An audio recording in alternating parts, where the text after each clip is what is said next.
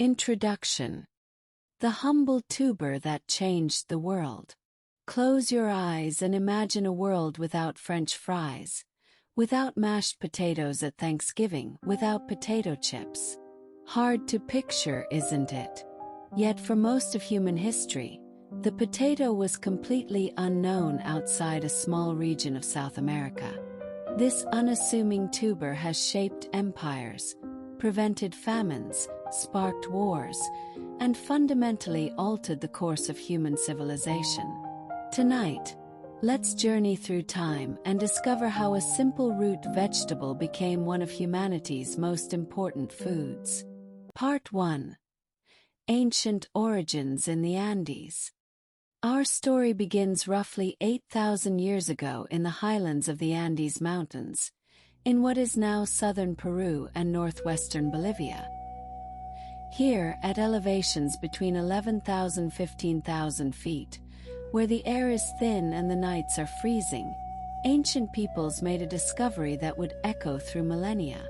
The wild potato ancestors grew in these harsh mountain environments, small and bitter tubers that required careful preparation. The indigenous peoples of this region, likely the ancestors of the Inca, began the slow process of domestication. They didn't just cultivate one type of potato, they developed hundreds, even thousands of varieties. Each was adapted to specific microclimates, elevations, and soil conditions.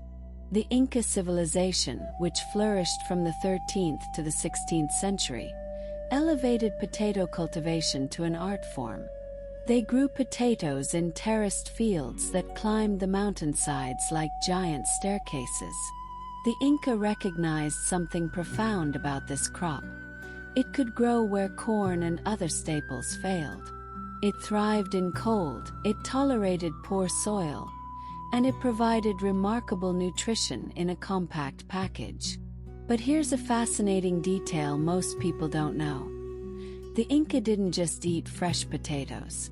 They invented freeze-drying, thousands of years before modern food science. They created something called Chuño, made by leaving potatoes outside during freezing Andean nights, then trampling them during the day to squeeze out moisture.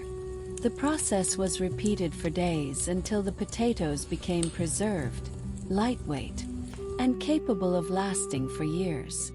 This ancient superfood sustained Inca armies and provided security against famine. The Inca revered the potato so deeply that they measured time by how long it took to cook potatoes. They buried potatoes with their dead to nourish them in the afterlife. Potato harvests were celebrated with festivals and ceremonies.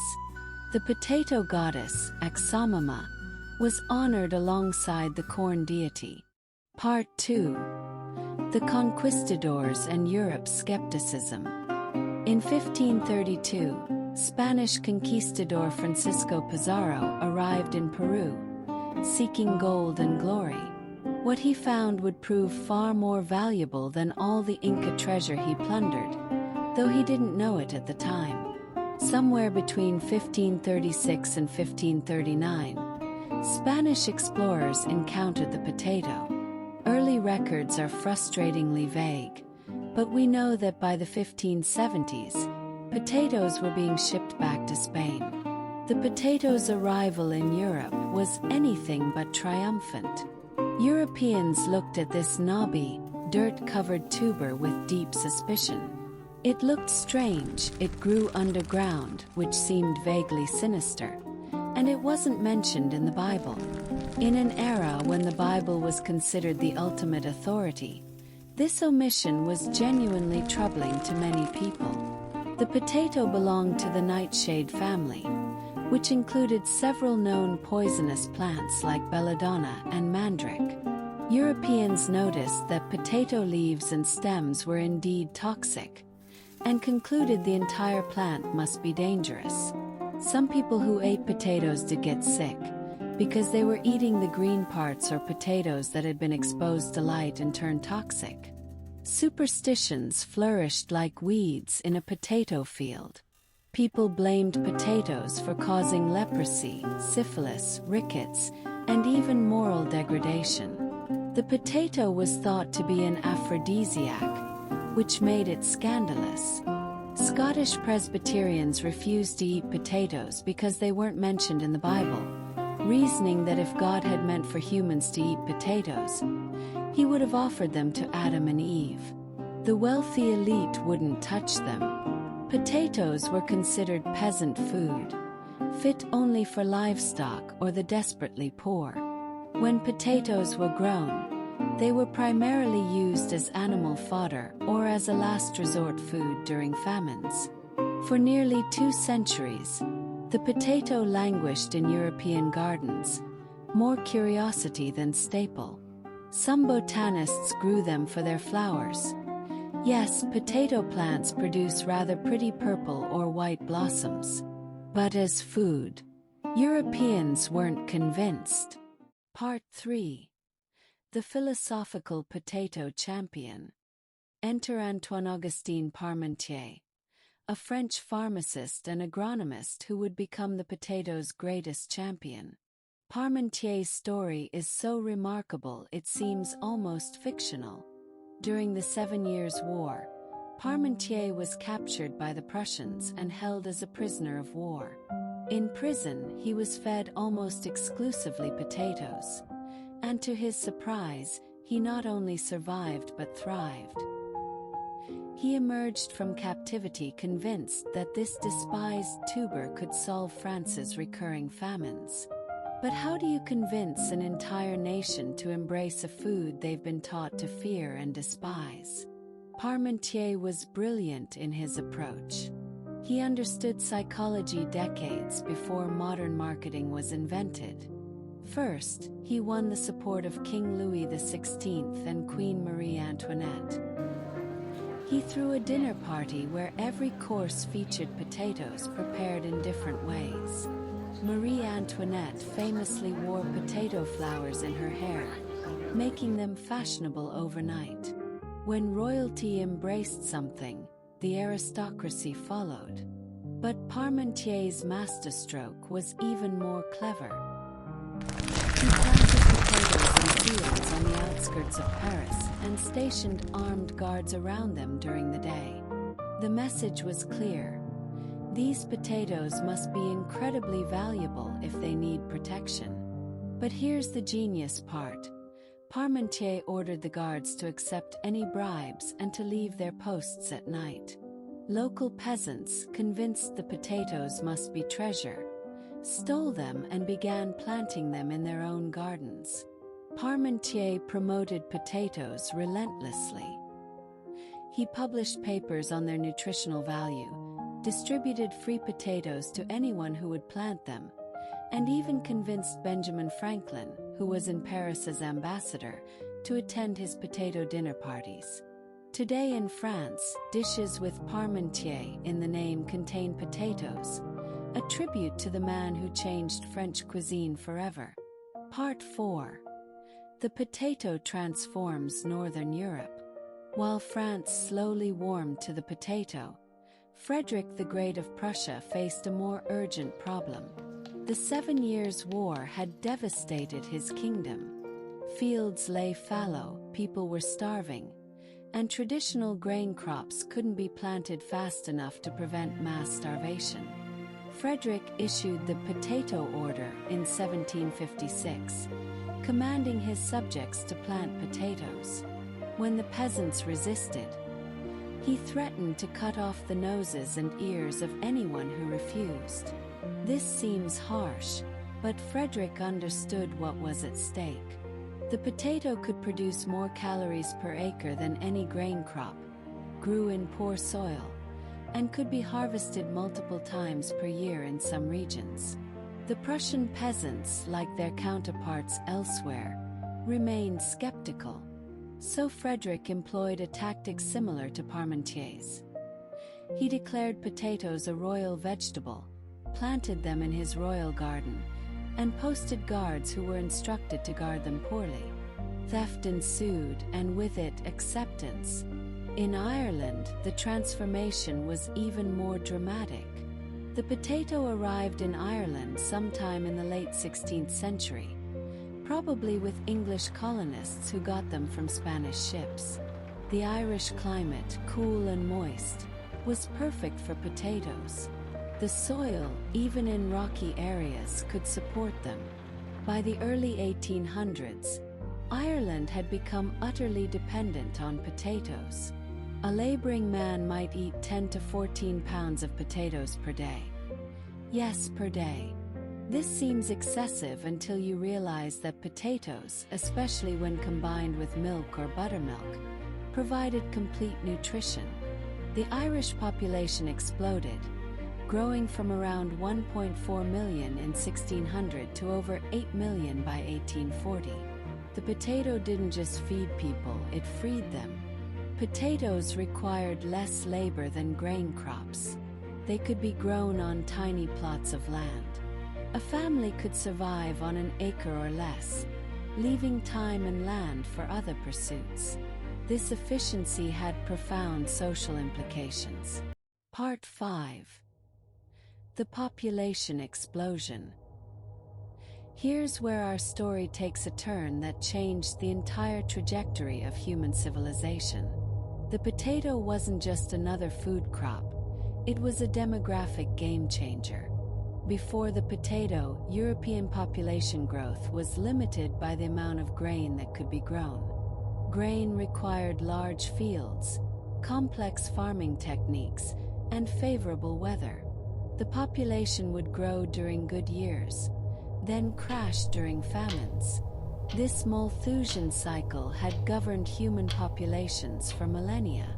The potato broke this cycle. An acre of potatoes could feed a family year-round. They could be grown in small garden plots, on hillsides, in soil too poor for grain. They could be stored in cellars through the winter. They were nearly complete nutrition in a single food.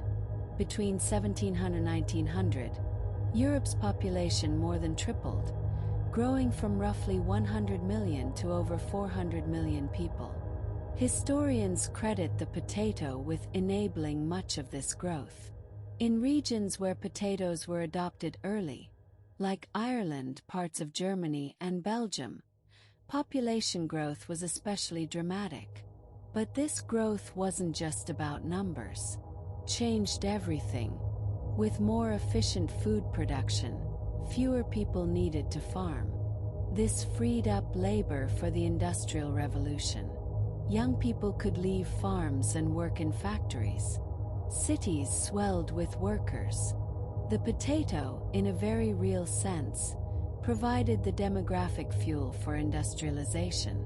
In China, where potatoes were introduced in the early 17th century, they allowed cultivation of previously unsuitable lands, mountainous regions, marginal soils, higher elevations. China's population doubled during the 18th century, partly due to new world crops including the potato. The Russian Empire saw similar transformations. Potatoes allowed cultivation of the cold northern regions. Catherine the Great actively promoted potato cultivation, and by the 19th century, Russia was one of the world's largest potato producers. Vodka production shifted increasingly to potatoes, creating an entire industry. Part 6. The Great Hunger. But there was a dark side to this dependence, and nowhere was this more tragically demonstrated than in Ireland. The Irish potato famine, also called the Great Hunger, remains one of history's most devastating tragedies. In 1845, a microscopic organism called Phytophthora infestans arrived in Europe, probably on ships from North America. This water mold caused a disease called late blight, which could destroy an entire potato crop in days. The disease spread through plants like wildfire, turning healthy potato fields into black, rotting mush. In Ireland, where the poor depended almost entirely on a single potato variety called the Irish lumper, the impact was catastrophic. The blight struck in 1845, destroying about 1/3 of that year's crop. People hoped it was a one-time event, but the blight returned in 1846, this time destroying nearly the entire harvest. What followed was horror on a massive scale. People starved by the hundreds of thousands. Desperate families ate grass, nettles, anything they could find. Diseases like typhus and dysentery swept through weakened populations. Bodies lay unburied by roadsides. Entire villages were abandoned. The British government's response has been condemned by historians as inadequate at best, deliberately cruel at worst. Ireland was part of the United Kingdom, yet Britain continued to export food from Ireland even as the Irish starved. Relief efforts were hampered by bureaucracy and ideology. Some officials believed that providing aid would make the Irish dependent and interfere with free market principles. By the time the famine ended in 1852, approximately 1 million people had died and another million had emigrated, mostly to America. Ireland's population was cut nearly in half. The demographic, cultural, and psychological scars remain to this day. The famine taught a brutal lesson about agricultural dependence on a single crop variety. The Irish had been growing essentially clones of the same potato, all genetically identical, all equally susceptible to disease. This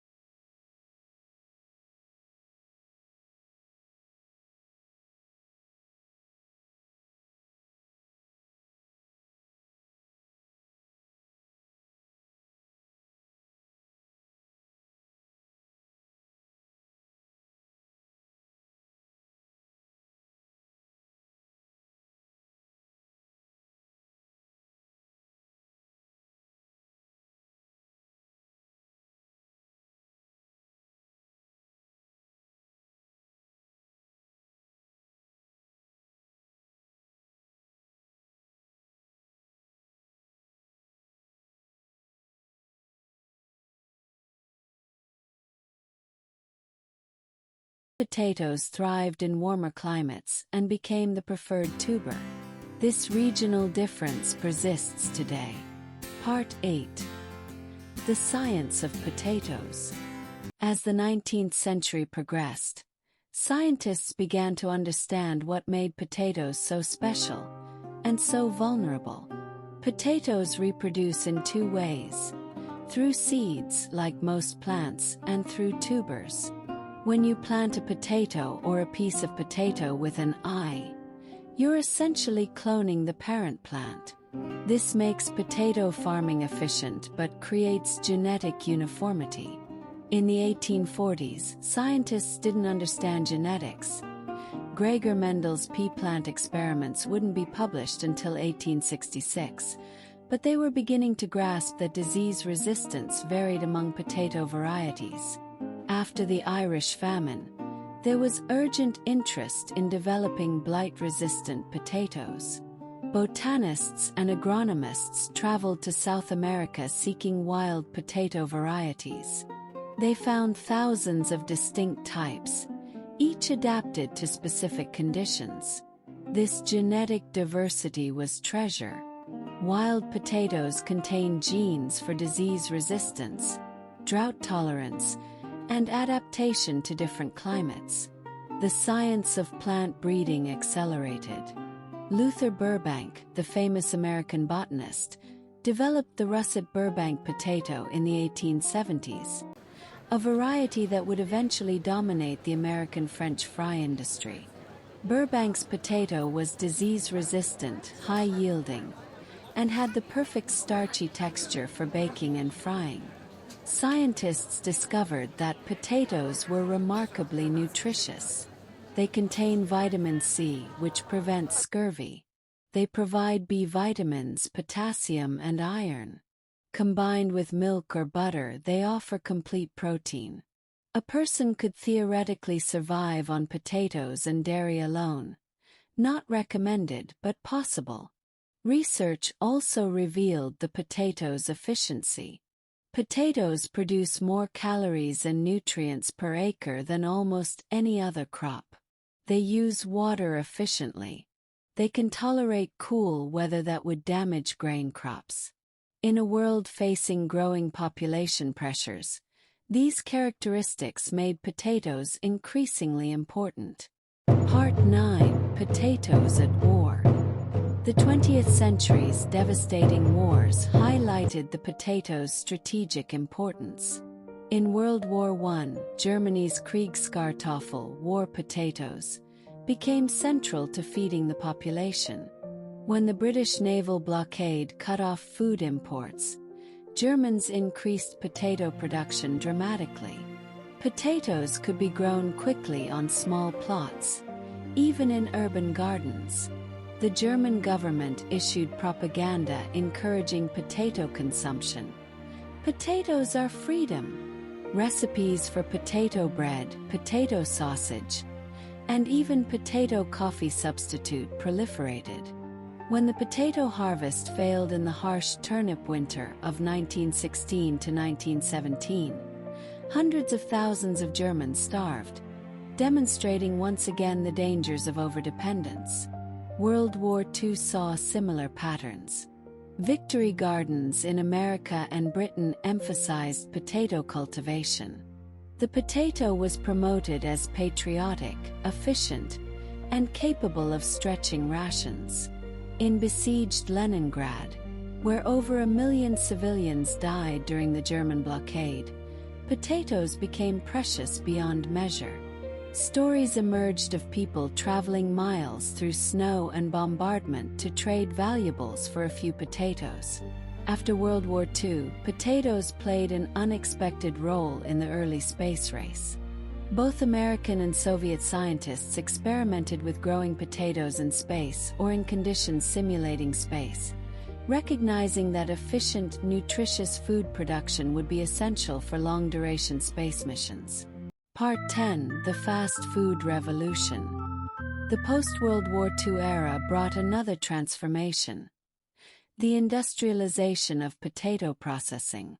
This change would make potatoes more popular than ever while also raising new concerns. The McDonald brothers, developing their revolutionary fast food system in California in the 1940s, recognized that French fries were popular but labor-intensive. Each restaurant cut, prepared, and fried its potatoes fresh. This was slow and inconsistent. The solution came from innovations in freezing technology. Frozen French fries could be produced in massive factories with consistent quality, then shipped to restaurants that simply needed to fry them. When Ray Kroc expanded McDonald's into a national chain in the 1950s, frozen fries were central to the business model. The impact was enormous. As fast food chains proliferated, French fry consumption skyrocketed. By the 1970s, Americans were eating more potatoes as fries than in any other form.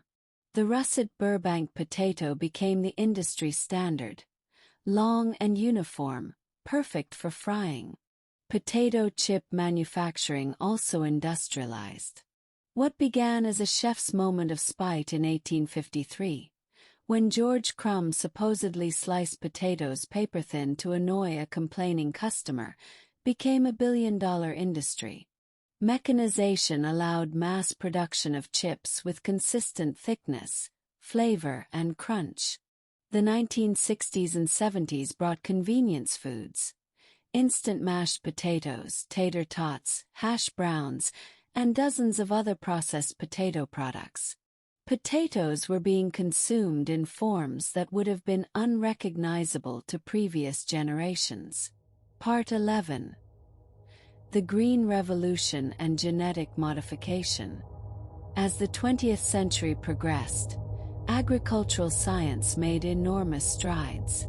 The Green Revolution of the 1960s and 70s, which dramatically increased crop yields worldwide, included advances in potato breeding and cultivation. New potato varieties were developed with higher yields, better disease resistance, and adaptation to different climates. The International Potato Center was established in Peru in 1971, dedicated to potato research and crop improvement. Scientists there maintain a seed bank with thousands of potato varieties, protecting genetic diversity.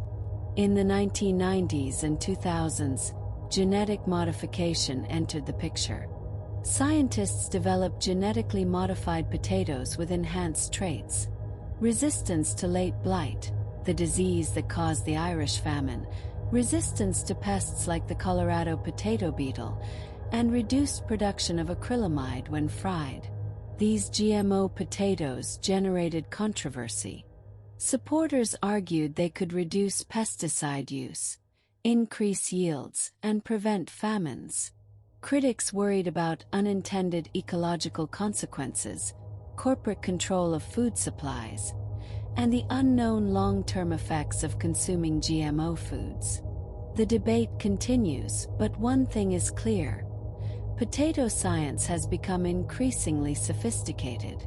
Today's researchers can identify specific genes responsible for desired traits, map complete potato genomes, and use CRISPR gene editing to create new varieties with unprecedented precision. Part 12. Potatoes around the world today. Today, potatoes are grown in more than 160 countries and are the world's fourth largest food crop after rice, wheat, and corn.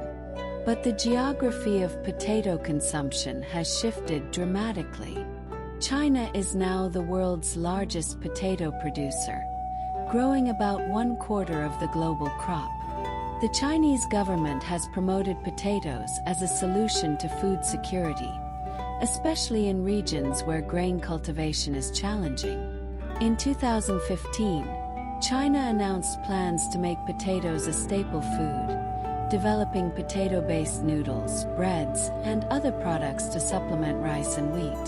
India is the second largest producer, where potatoes are essential to countless regional dishes.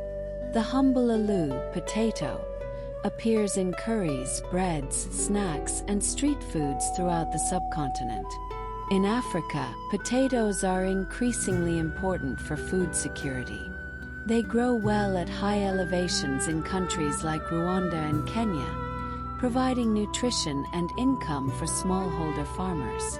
Organizations like the International Potato Center are working to introduce improved varieties and farming techniques across the continent. Peru, where it all began 8,000 years ago, has experienced a potato renaissance.